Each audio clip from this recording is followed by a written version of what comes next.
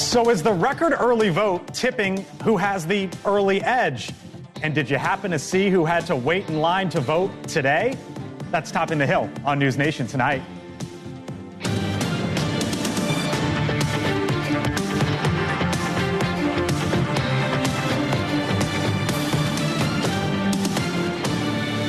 What he did last night is not a discovery. It is just more of the same and maybe more vivid than usual. Her closing message to the American people is that you all are bad people for being pissed off at what she's done to the country. All right, welcome to the finale. Welcome to the closing arguments. Donald Trump began his in America's most famous arena last night.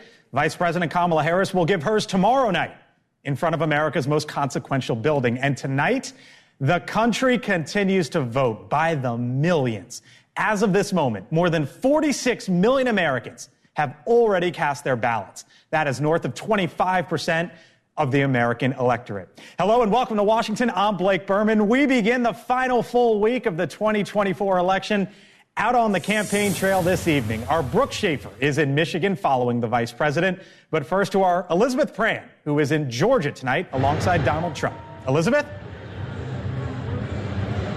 Yes, Blake, we are moments away from seeing the former president take the stage here. We are in Fulton County, the Georgia Tech campus, but two very different storylines because just about an hour and a half from an hour and a half ago, he was speaking to a group of faith leaders and pastors, thousands of them, just about 30 minutes from where we're located. As you know, he's got incredible support, in fact, 2-1, against his opponent when it comes to that particular voting block. So we have that narrative where he is speaking to them about faith.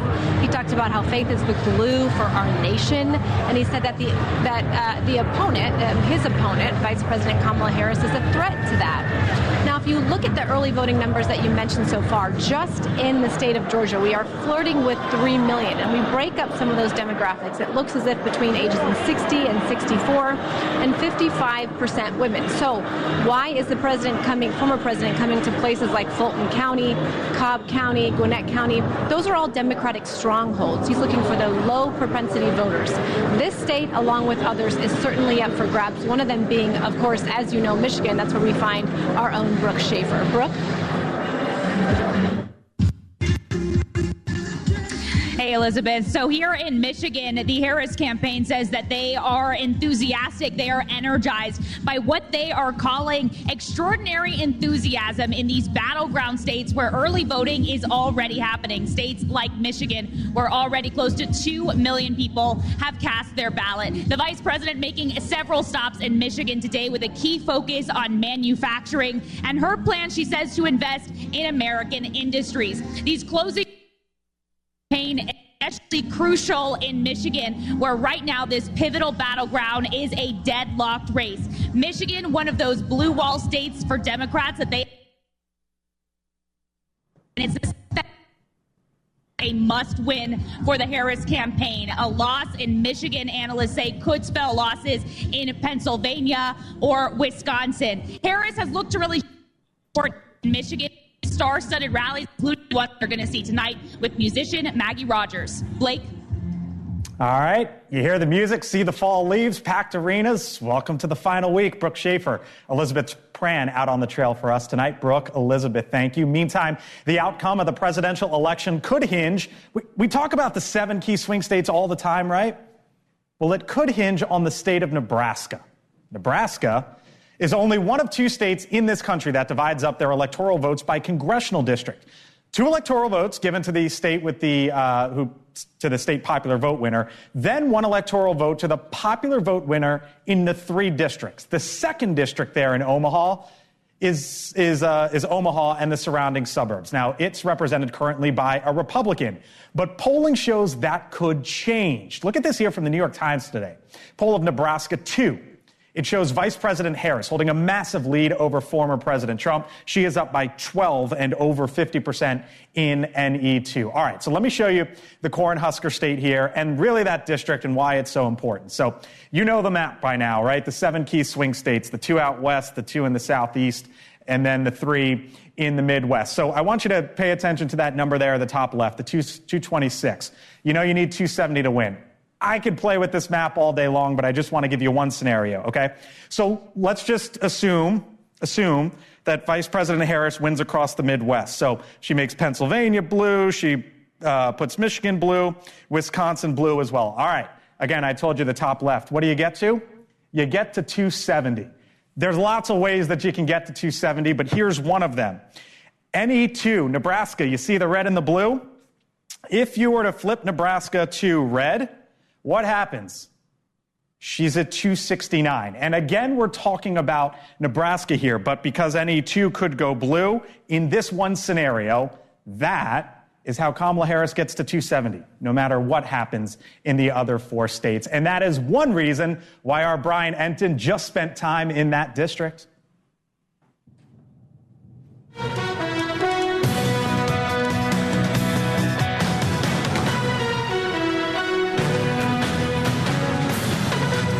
Brian Enton back out on the road today. Brian, driving live. I hear you're in Utah today, so you're not in Nebraska, you're further west, but you spent some time there in NE2. Brian, what's eyes on the road, first off, hands on the wheel, that's good, but what stood out to you in NE2? Yeah, we went through Nebraska. We are in Utah. We're outside Salt Lake. We got to keep it moving if we want to make it to California in time for the election and talk to voters all along the way. But we were in Nebraska. Super interesting. You explained it. I mean, Omaha, they've got that blue dot district where it could end up coming into play big time. And talking to the voters there on both sides, they seem to really realize that. Take a look.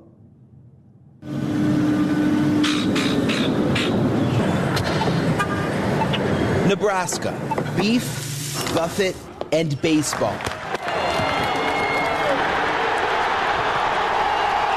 The home of the College World Series is now in center spotlight for an altogether different reason.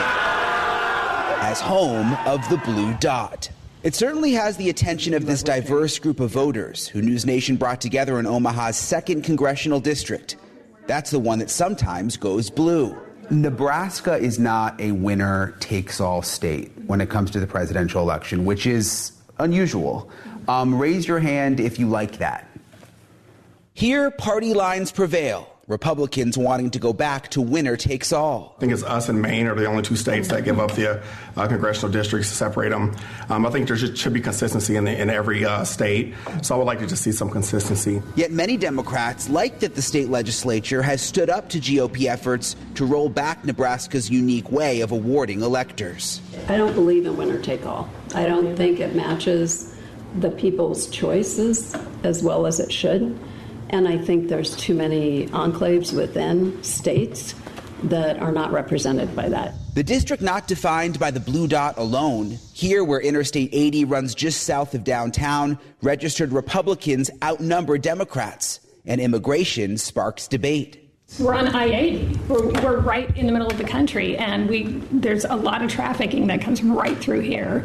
Human trafficking is a big problem. Drug trafficking is a huge problem. First language was Spanish. I learned English. I'm successful. I mean, I'm the example that not all people that come from immigrants are bad people. In many respects, this district becomes a microcosm of society. University of Nebraska Omaha professor Randy Adkins teaches campaigns and elections in the heart of the state's 2nd congressional district. He's happy to see the nation learning about how the Cornhusker state handles the race for the White House. It is unique. I think it is more democratic with a small d. In the sense that, even the minority is represented somehow in the state, in the Electoral College vote, which doesn't happen in 48 of the 50 states. So, or at least there's a possibility of that. Diverse views at times heated among our voters. My grandchildren, I want the ability for them to have a say in my body, my right to decide what I do with my body, not having the government dictate what they do with their bodies. It's not their body, it's not their choice. That body is a separate entity, a separate human being. But a little mixing and some uniquely Nebraska nibbles. So this is Nebraska. This is Nebraska. Creates a strong recipe of community, bolstered by smart, civil discussion. We're all going to be all over the country watching what's happening on Election Day. You're going to be here in Omaha, Nebraska, in this district that could really make a difference. How does that feel? I'm excited. Let's go. I spend a lot of time praying. Okay, I really do. That's the great thing about our country is that the people will decide. I'm going to vote multiple times. You're not from Chicago. Spoken like a true Democrat. Yeah. It'll be fascinating, Blake, to see what happens in Nebraska. Back in 2008, that district went blue for Obama. In 2020, they went blue for Biden, but we'll have to see what happens this time. So we're driving in Utah. We're trying to get to Nevada. There's a lot of mountains out here, by the way. It's very pretty. We want to get to Nevada for our report for you tomorrow from Nevada with Latino voters. We're actually going to sleep tonight in Zion National Park, which is on the way. We're going to sleep in an Airstream. So should be interesting. Blake? Look at those skies there. Can you have Luis pan over to the skies again real quick? Yeah, as check Brian it out Enton again. is on, look at that. It's beautiful. As Brian Enton is on the road in Utah today. Brian Enton live for us. Thank you, Brian. Appreciate it. We'll catch you tomorrow out on the road. Don't miss Brian's next stop on the road trip. Driving the Vote continues tomorrow right here on The Hill, 6 o'clock Eastern. All right, joining me now, Chris Steyerwalt, host of The Hill Sunday, senior fellow at the American Enterprise Institute. Kelly Meyer, NewsNation Washington correspondent as well. Hello to you both. Happy Monday, final week. Here we are. Quite so. You're here for it. This is when I like to think, Chris, about next week when we find out who wins, him or her, and we look back, maybe we should have been... Only they would have done X. What would they have done? Right. Are Republicans going to be... We had Don Bacon on the show. You've talked to him a lot, and he says he's getting money poured on him, Republican, in NE2. Are Republicans going to wish they had spent more time there? Well, they might if they want to save Don Bacon's bacon. No question about that. But he's going to outperform Trump in that district substantially. If Kamala Harris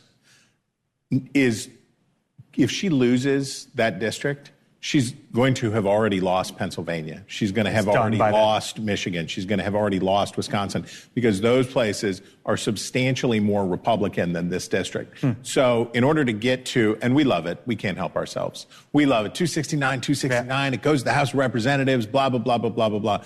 That district, if the Republican wave reached that district, Donald Trump would already have more than 300 electoral. So speaking of a possible wave, not that I'm saying this is it, Kelly, but let's show some early voting numbers. I mentioned that 46 million Americans have already voted. That's like 29% of the electorate. Here's some signs out in Nevada and Arizona. Early voting numbers. Nevada, 40% Republican. Arizona, 42% Republican right now. The Trump campaign, Kelly, is saying that they are ahead, essentially, with early voting. They put out a memo today, and they talked about the Southeast, not even out west. Yeah, I mean, they were talking about North Carolina and Georgia. And North Carolina was a place that we were following Kamala Harris a lot over the last several months. That was a state that she was hoping to win, that she still hopes to win and feels okay about. But Trump is saying that her souls to the polls didn't deliver for her in this early voting. And it's interesting because you heard Elon Musk come out yesterday, and as they were pushing for them to get to the polls and do this early voting, he said, we're going to, keep a calculation and keep voting. We're going to take track of where everybody's coming out. So they are focusing in on this early voting, which is all interesting because before they wanted everybody to go on election day. What do the numbers tell you? Because Republicans are closing the gap nationally. 46 million I had mentioned, that's like 28% of the electorate. Can you read into that, Chris, at this point in time, or is it sort of second quarter type stuff? Well, if there was a Democrat sitting here, they'd point you to the numbers from Michigan, and they'd point to the numbers from Wayne County, and they'd say they're getting their voters out where they need to go. Here's what everybody has to bear in mind. From 2016 to 2020, the number of Americans who voted early or absentee increased by 50%. Why? There was a pandemic. That number is not going to go all the way back to where it was in 2016, but it's not going to be as high as it was in 2020. How much early voting is there going to be? What is this indicative of? I don't know. Nobody knows. Still too early. So, and we'll need another 2 cycles after this to watch how the trend toward more and more early and absentee voting goes. Kelly, Chris, thank you. Kelly, see you later. Chris, other side of the break, is there trouble for Elon Musk? Why he is getting sued by the district attorney in Philadelphia for his $1 million giveaway, plus why certain states are ramping up security along the border as Election Day approaches. We report live from Texas on what's going on there. And as I mentioned, Chris, the counties that could predict who will win the election next week. Steyerwalt has a great story out. Do I? What's the headline? Goats Goats among sheep. Goats among sheep. Goats among sheep. I've got the goats right. The numbers in Steyerwald's hand, other side of the break. You're watching The Hill. Welcome to Washington. We're back in 4.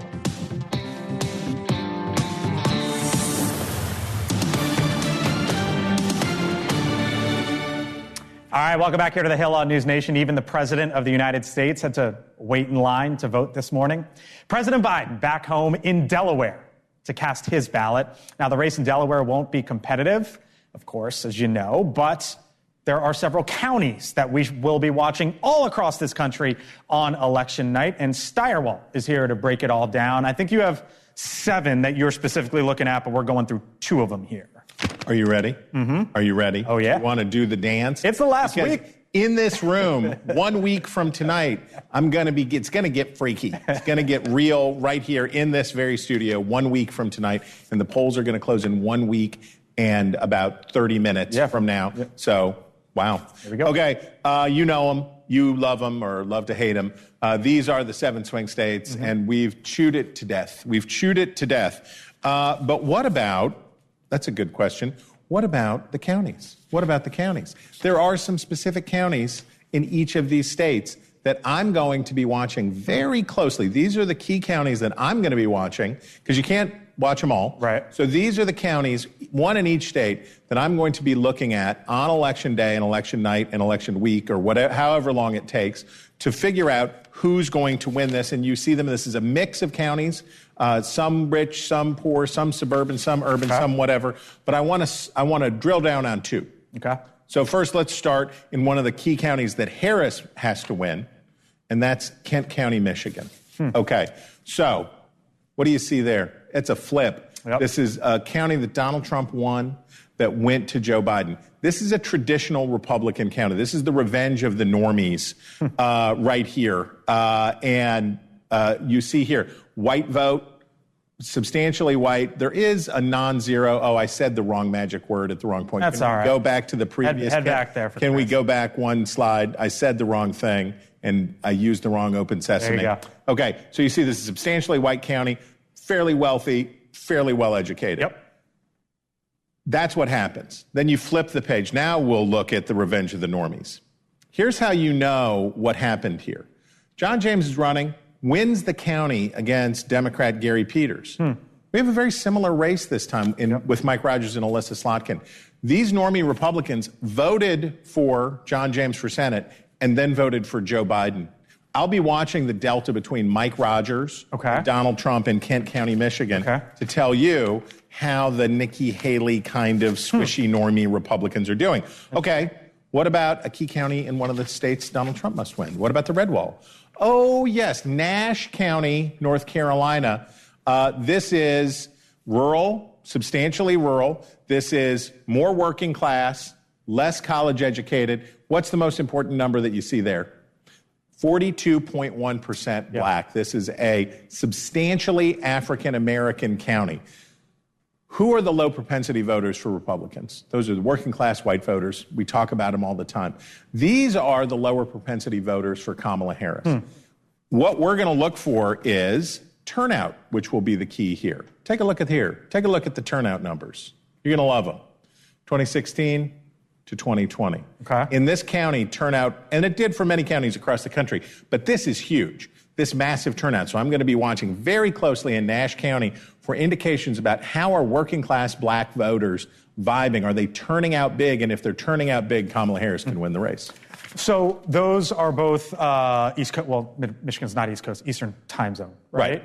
And so let's just say, Chris, this goes late into the night. Right. Many days. This goes late into the night. Let's call it 11 o'clock Eastern here on the East Coast. What are you looking for then when it goes out west? When we go out west, it gets simpler because, and I love you, Nevada. I love you, Arizona. There's really only like 4 counties out there that we have to watch because of sparse population, dense, whatever. And the great thing about Americans is we're very different. We eat different sandwiches in different parts of the country. We do whatever. But demographically speaking, there's strong consistency across the country about people of various ages, income levels, educational levels, that they tend to vote pretty consistently. So we're going to know a great deal out of these East Coast counties. Because remember, Georgia closes at 7, North Carolina closes at 7:30, 8 o'clock. By 9:30 p.m., we're going to know a great deal about whether we're in a race that looks close but is not, or we're in a race that's just as close as it says, as the polls say that it is. All right. Steyerwalt breaks it down. Thank you, sir. Still much more ahead here on the Hill. The state of Texas ramping up border security ahead of Election Day. We'll explain exactly what they're doing out there. Plus, Puerto Rican rapper Bad Bunny speaking out about Trump's rally in New York, what he's saying, and a live look at Georgia Tech, Atlanta, Georgia. Trump set to give remarks any moment now. It's supposed to be at this time this hour, but you know what I say. The next presidential rally that starts on time will be the first one. Will be the first one, right. Keep it here on the Hill. We're back in a few. All right, welcome back here to the Hill on NewsNation. 8 days to go until Election Day, and the Trump and Harris campaigns are across the country in the key swing states making their final pitch to voters. Top left of your screen, Atlanta, Georgia. Former President Trump expected to take the stage any moment now. Bottom left, Racine, Wisconsin. Senator J.D. Vance campaigning there. Top right, the great city of Ann Arbor, Michigan, where the singer-songwriter Maggie Rogers is joining Vice President Harris and Governor Walz for the When We Vote, We Win rally. And bottom right of your screen, former President Obama will be holding an event in Philadelphia for Kamala Harris. All right, now to the issue of immigration. Just a week before the Election Day, law enforcement agencies across Texas are stepping up efforts to secure the southern border. Our Allie Bradley is live with us once again from the Del Rio sector this evening. Allie? Yeah, hey, Blake. So those illegal crossings once again picking up in the Eagle Pass area. Texas Governor Greg Abbott actually issuing a proclamation kind of re-upping the disaster declaration that he made years ago, saying the border crisis is still an issue in Texas. He expanded that proclamation, adding additional counties that he says are impacted. So when it comes to boots on the ground efforts in the Lone Star State, the governor has expanded Operation Lone Star multiple times, has spent millions of dollars on the state level when it comes to the border fight. And despite those efforts, those big groups are starting to cross into the area again. We're looking at groups of nearly 200 on a nearly daily basis into this sector right now, again, despite those efforts. So regardless of what happens in Texas, though, they are making that effort. Take a listen to what Olivares had to say out of Texas DPS, Lieutenant Olivares. It's a success, and our troopers are ready, our soldiers are ready. We have been in a proactive, phase. Even when crossings were down in this area, over 87%, we're still in a proactive phase, meaning that we're not going to stop what we're doing. We're not going to stop, reinforcing areas that we see that are vulnerable to potential illegal crossings, and we're going to continue that moving forward. Now, while we were down there doing that interview with Lieutenant Olivares, Blake, we were actually coughing a little bit and asked him what that was. It's because the Texas military is actually using pepper balls right now as a deterrent. Lieutenant Olivares says it's working. They deterred a group of nearly 50 who went back to Mexico. Mexican immigration apprehended those individuals. So Texas is doubling down. Blake, they are not giving up this fight just yet. Blake. Our Allie Bradley live tonight once again along the southern border. Allie, thank you. Back to the campaign trail. A new poll today out of the battleground state of Wisconsin shows a dead heat potentially between the vice president and former president. Just 1 point separating the two candidates, well within the margin of error. What might it mean with just 8 days to go in that state? The former Republican governor Scott Walker joins us live here on the Hill. Governor Walker, nice to see you as always. Nice to talk to you, sir. Thanks for being with us tonight. My pleasure. Good to be with you. You got it. So Chris Steyerwalt just outlined the 7 key counties that he's going to be watching on election night. One of them is the Milwaukee suburbs, Ozaukee County. Donald Trump was giving his sort of the start of the closing argument last night in Madison Square Garden. He said this at one point. I'll get your reaction on the other side. When I say the enemy from within, the other side goes crazy, becomes a sound. Oh, how can he say?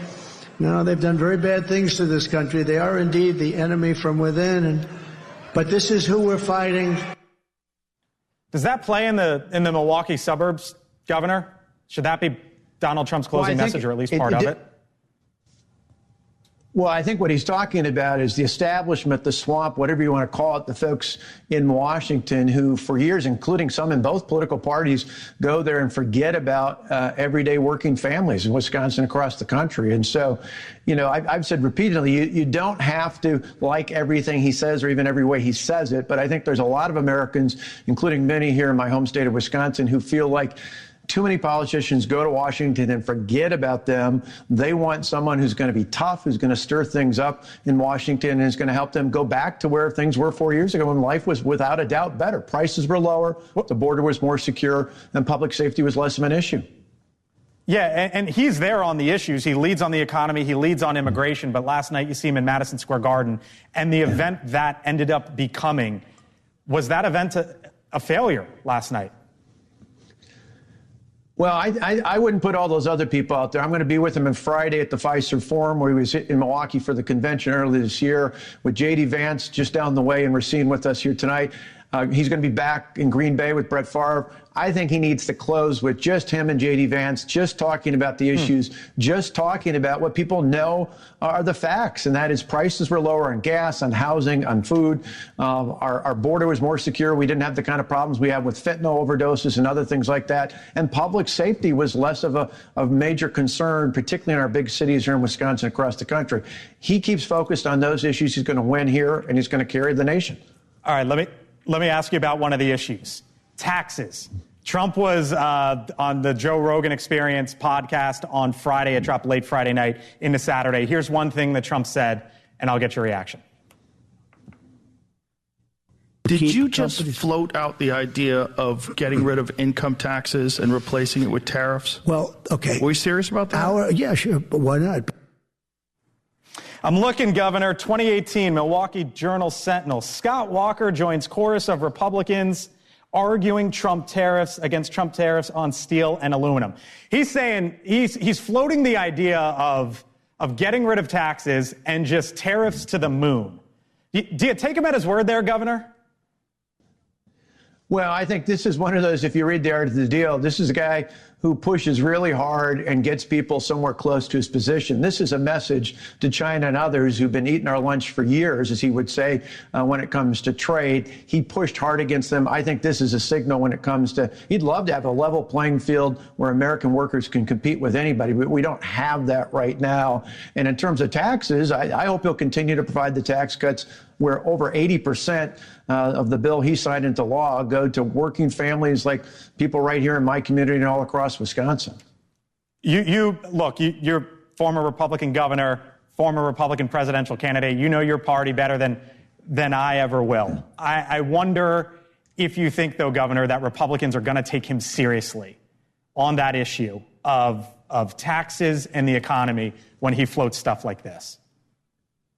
I think in the end, though, this is just a good example of you want somebody who's going to be aggressive, who's going to push back. He certainly showed it on trade. Heck, I remember I talked to him when I was governor at the G7 when he said up in Canada to all the rest, he said, I'll get rid of all of our tariffs. You just got to do the same. He ultimately wants a free and level playing field. So I think he is a free trader, but he understands that it hasn't been free and it certainly hasn't been fair up until now. Overall, though, again, remember, life was better when it comes to the economy, with prices being lower, with the economy overall being better than it was.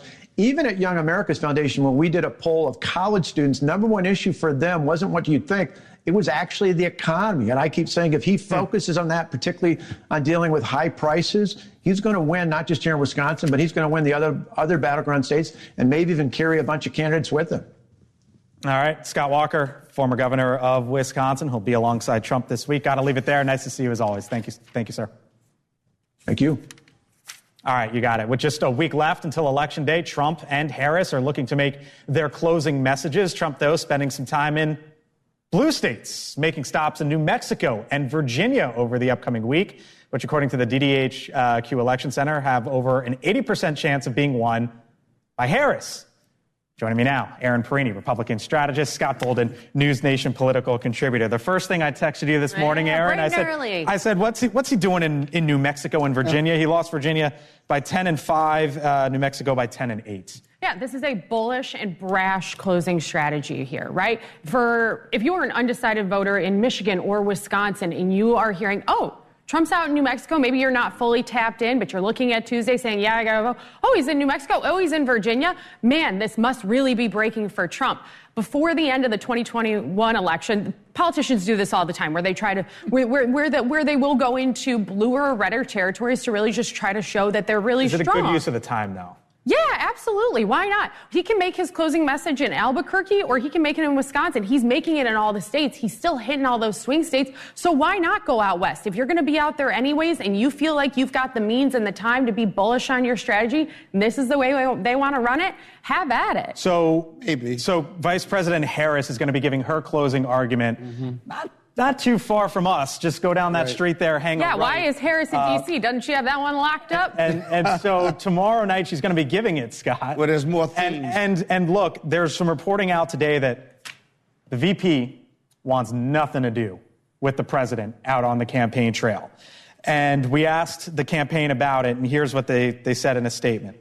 Quote, Vice President Harris is grateful for President Biden's support and appreciates that he is campaigning for her. And woo!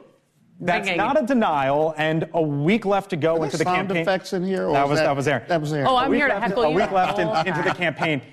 With a closing argument, with her not being joined by her boss, how is she going to tell Americans, you know what, I wasn't actually a part of that administration. I'm going to do things differently. Well, I think she's grown as vice president. That's not really her message. In fact, she said that there was a whole lot that she would not do differently, and she hasn't been penalized for that on any circumstances. Listen, the difference between Kamala Harris and Donald Trump is Kamala Harris is coming to the ellipse to emphasize January 6th and Donald Trump's role in it, where he was indicted for it. That's very different than going to New York and having a rally full of sexist and racist comments and thinking somehow, at least under your theory, Aaron, that somehow she's going to turn some voters where she's going to win New Mexico or Virginia. It's just not happening. And he's behind in the money game. And you got 7 races, 7 states that are going to make the difference. If I was Donald Trump or if I was Kamala Harris, I'd be living in those places. The only time I would leave those places is if there's a theme where I'm attacking Donald Trump or I'm emphasizing anti-abortion or rather folks who are anti-abortion and that to motivate voters to come out, especially women. Yeah, it's really creative that Scott's sitting here going, oh, well, it's okay to be campaigning in non-competitive places if you're doing what Kamala Harris is doing. She's not going to win. She's not right. But Donald Trump did the same thing. He went to Colorado so that he could emphasize immigration. But her theme to persuadable female voters, especially disaffected Republican, cannot be Donald Trump is bad. They've already heard it. It's not persuadable. Yeah, we'll see, because there are a lot of Republicans supporting Kamala Harris, and they happen to be Republicans. Other side of the break, Donald Trump live in the state of Georgia. Live look there. If we have it, let's show it real quick. The former president out on the campaign trail. If he starts speaking, you will hear from him in moments now. We're back here on the Hill, 4 minutes away, as Trump is about to take the stage.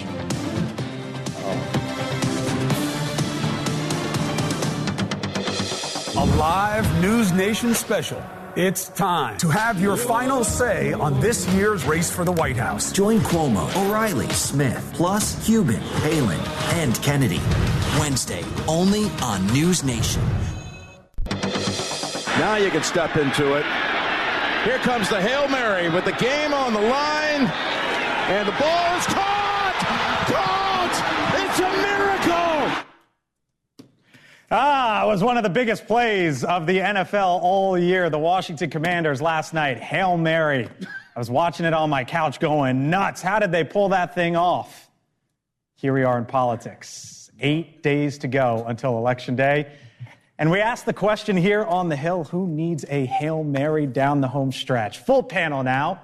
Aaron Perini, Chris Steyerwalt, Kelly Meyer, Scott Bolden. I'll let you catch your breath for a second. Bolden left the game early last night. You know that? What? Bolden left the game early last night. Bandwagon fan when you just can't even stay. Call out your own party for a second. Who needs a Hail Mary? 8 days to go. Mark Robinson in North Carolina. Lieutenant Governor. Yeah. If he's running for governor. I'm telling you, he's got to throw a big pass, and Trump's got to win that state by huge, try to pull that across the finish line. I mean, I don't know how you say anything other than, like, that would be one of the biggest Hail Marys I've ever seen if they somehow pull out some masterclass and win this. Although I have to tell you, on that clip of those two local broadcasters when that Hail Mary was caught is exactly why I love football. It was just pure awesome energy. You catch your breath? You good? Not if you're a Bear fan. We hated that play. We hated being here. Who needs a political Hail Mary in your party? I took a little different approach because that game was so close and it was still a miracle at what happened.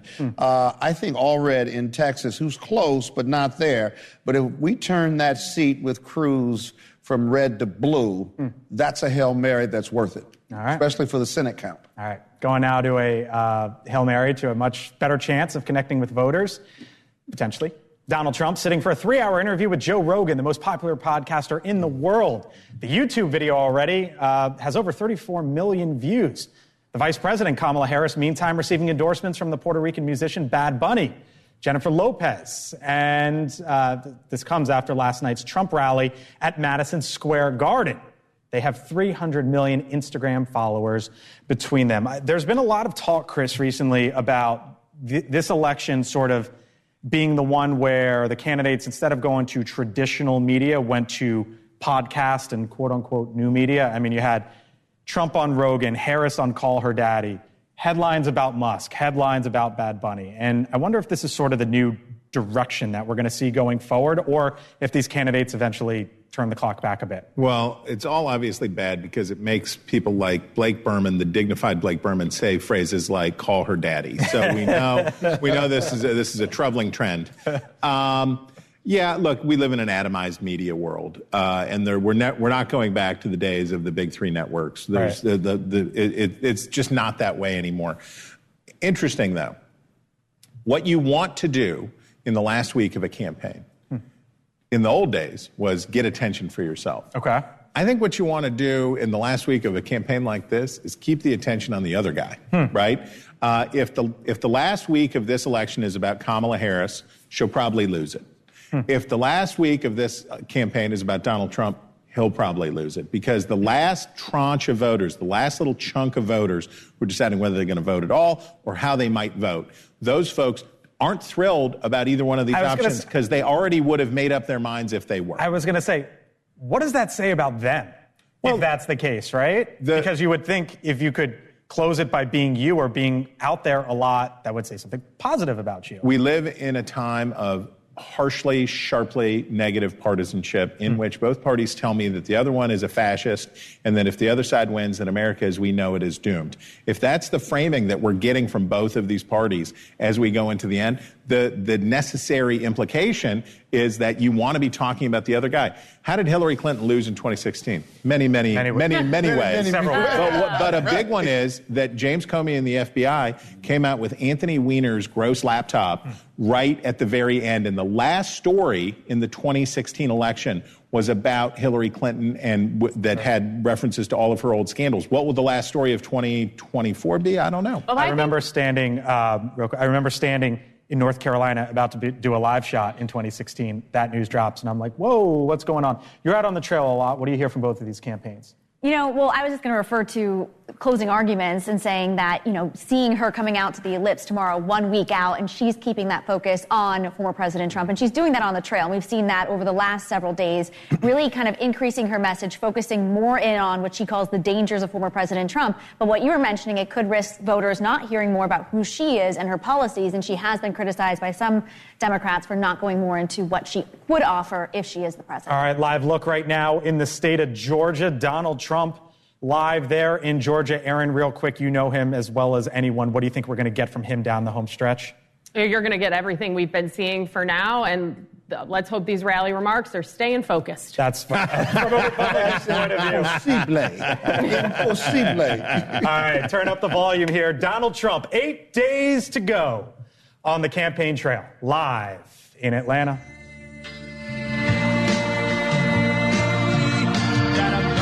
To be an American, where at least I know I'm free.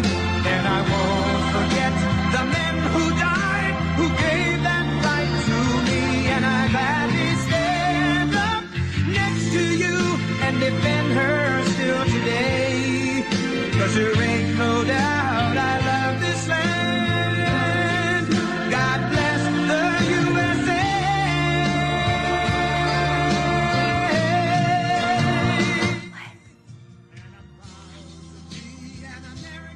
With Trump, you never know. We thought we were getting him on the microphone.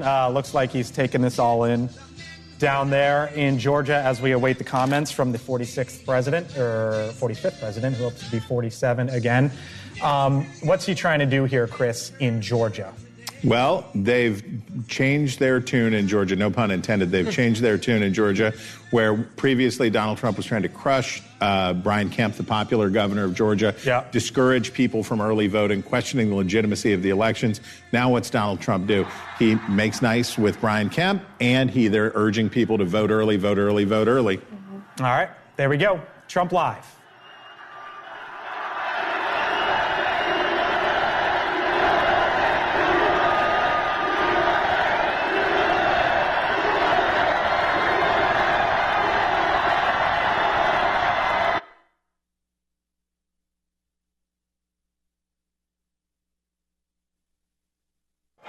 This feels even bigger than Madison Square Garden. This is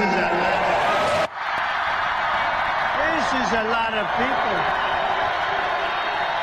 Wow, thank you very much, Atlanta. It's great to be with you, and a very special hello to Georgia. We love Georgia. And I'm thrilled to be back in this incredible state, and that's what it is. It's an incredible state with, maybe more importantly, incredible people, with thousands of hardworking American patriots. That's what you are. And I will say, these are the largest speakers I've ever seen over here. I've never seen that.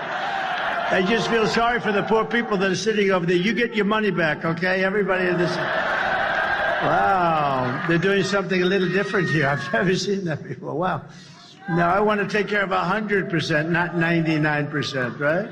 Good. You okay over there? Are you okay?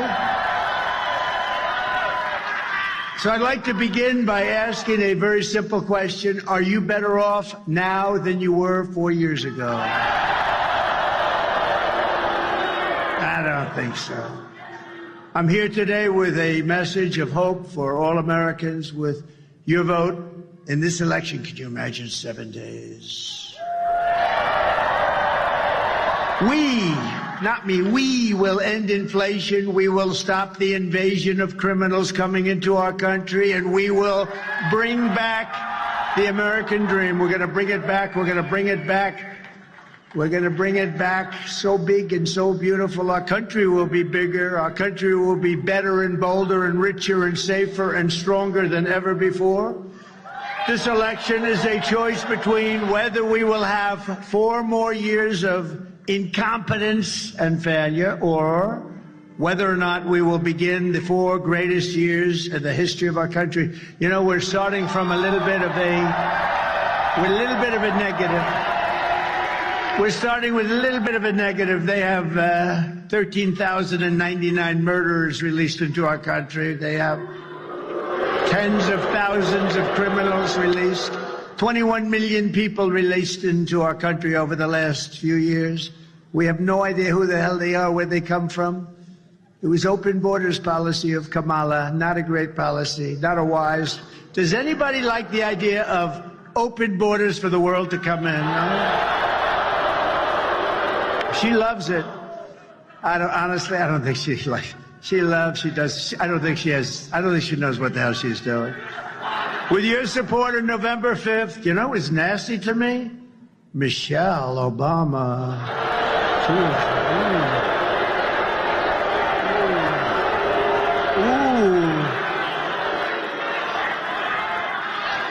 I always tried to be so nice and respectful. Oh, she opened up a little bit of a box. She opened up a little bit of something. Oh, she was nasty. Ooh.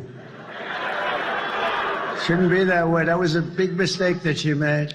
With your support on November 5th, we will achieve success that no one can imagine. We will have the strongest economy, the most secure borders, the safest cities, the most powerful military, the best trade deals. We will dominate the frontiers of science, medicine, business, technology, and space.